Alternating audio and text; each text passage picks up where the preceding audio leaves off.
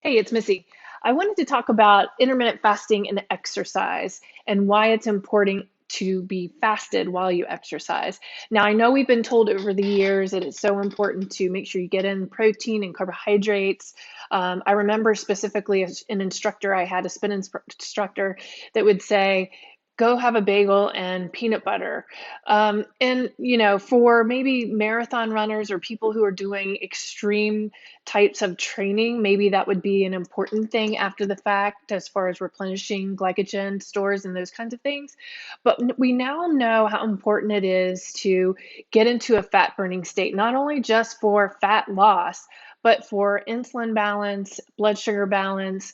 And it's not just about being overweight, it's overall health.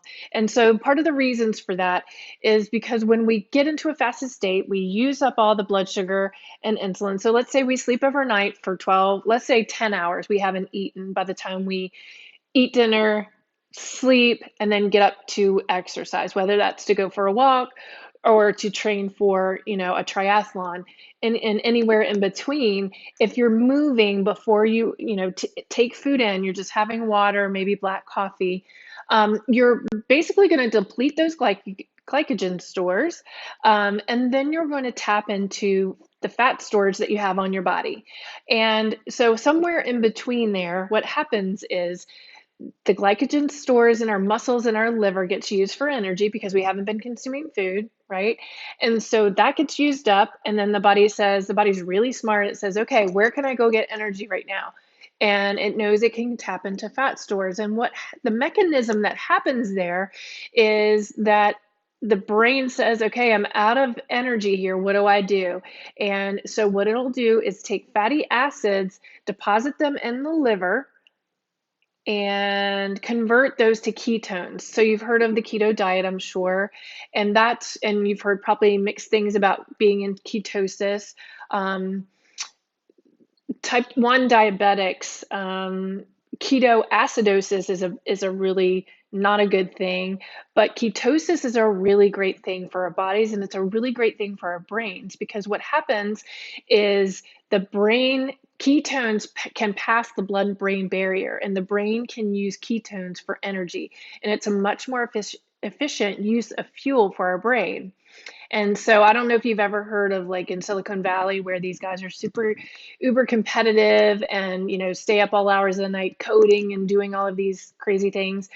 Most of them have taken on a fasting lifestyle because when they get into ketosis, that brain cognition and the mental clarity that comes from burning ketones for energy is second to none. And so that's sort of a competitive edge that a lot of those guys are using. But anyway, back to exercise and fasting. So once you've depleted those glycogen stores, you've gotten your body into ketosis. If you're exercising, and again, it depends on the level of exercise that you're doing. Let's say you're going to do a high intensity interval training. So maybe you're going to do some jumping jacks that go right into some push ups, that go back into some jumping jacks, or maybe a 1 minute sprint on the track or on a treadmill.